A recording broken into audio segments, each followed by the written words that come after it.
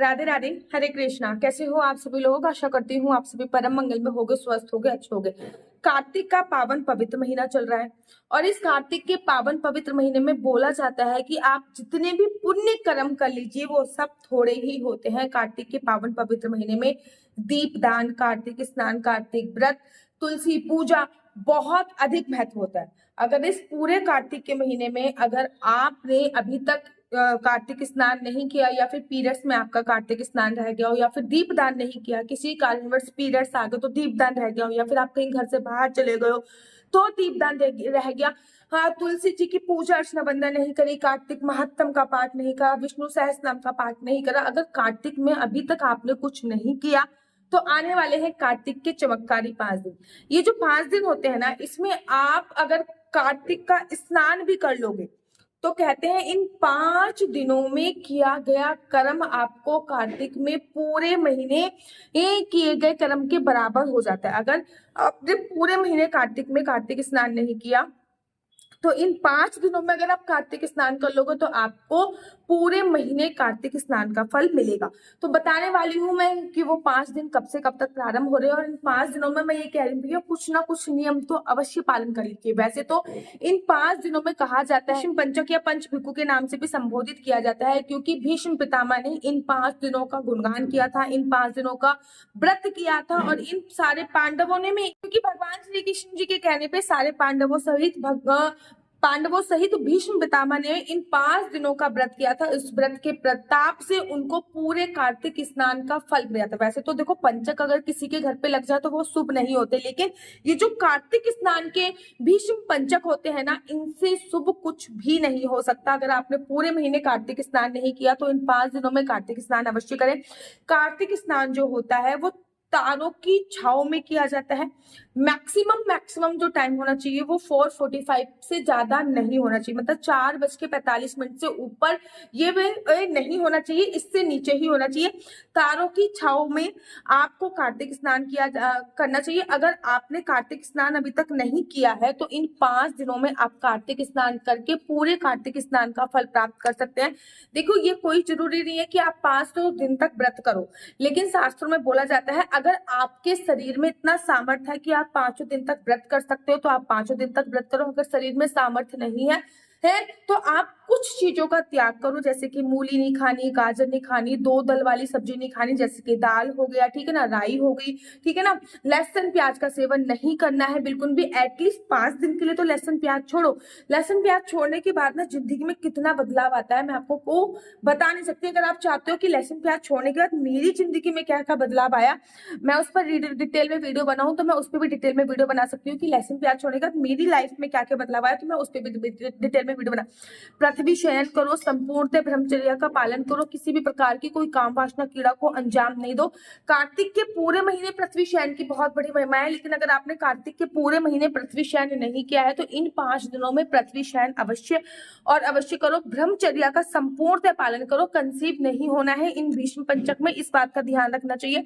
साथ ही के साथ जितना हो सके भगवान का नाम का सिमरन करो, जितना ज्यादा दीपदान कर सकते हो उतना ज्यादा दीपदान करो।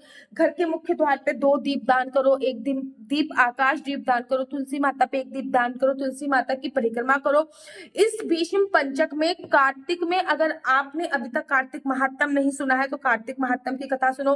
5 दिन तारा भोजन का भी नियम ले सकते हैं, 5 दिन ना खाने का भी नियम ले सकते हैं। अगर शरीर में सामर्थ्य नहीं है तो एक समय भोजन का भी नियम ले सकते हैं, 5 दिन कार्तिक स्नान का भी नियम ले सकते हैं। मतलब कार्तिक के पूरे महीने अगर आपने कुछ नहीं किया है तो ये 5 चमत्कारी दिन हैं जो आपकी लाइफ चेंजिंग वाले दिन होते हैं। देखो वैसे तो सारे महीने भगवान श्री हरि विष्णु को बहुत ज्यादा प्रिय है, लेकिन अगर मैं बात करूं कार्तिक के मास की तो कार्तिक का मास भगवान श्री हरि विष्णु को बहुत प्रिय है, क्योंकि कार्तिक का मास श्रीमती राधा रानी द्वारा निर्मित मास है।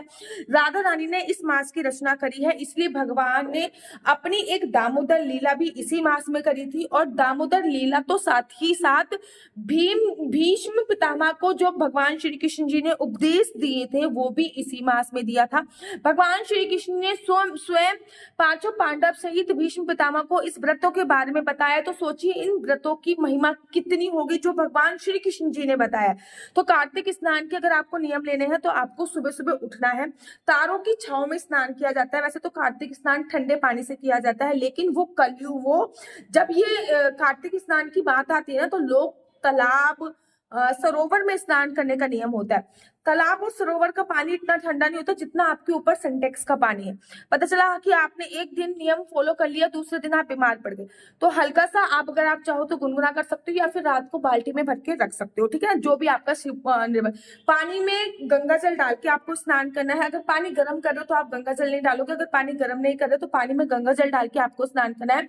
आंवले का चूर्ण लगाकर आपको स्नान करना होता है। तिल का भी पेस्ट बॉडी पे लगाया जाता है, उसके बाद स्नान होता है। और तारों की छाव में स्नान करना होता है। तारों की छाव में स्नान करके सीधा सीधा स्नान करके पहले सुबह सुबह उठिए, फिर पूरे घर की सफाई कीजिए, दातुन वगैरह कीजिए, फ्रेश वगैरह होइए, स्नान वगैरह कीजिए। स्नान वगैरह करने के बाद तुलसी माता के पास आइए, तुलसी माता पे एक दीप प्रज्वलित कीजिए, तुलसी माता की परिक्रमा कीजिए, तुलसी माता के पास बैठ के कम से कम 11 या 21 माला की जाप कीजिए। अपने मंदिर में चले जाइए, तब तक थोड़ा सा उजाला हो चुका होगा, 5 साढ़े 5 बज गए होंगे। लड्डू गोपाल को स्नान कराइए, लड्डू गोपाल को उठाइए, लड्डू गोपाल के लिए दीप प्रज्वलित कीजिए, लड्डू गोपाल को आरती वगैरह करके भोग इत्यादि वगैरह लगाइए। ये आपका नियम होना चाहिए इन 5 दिनों में।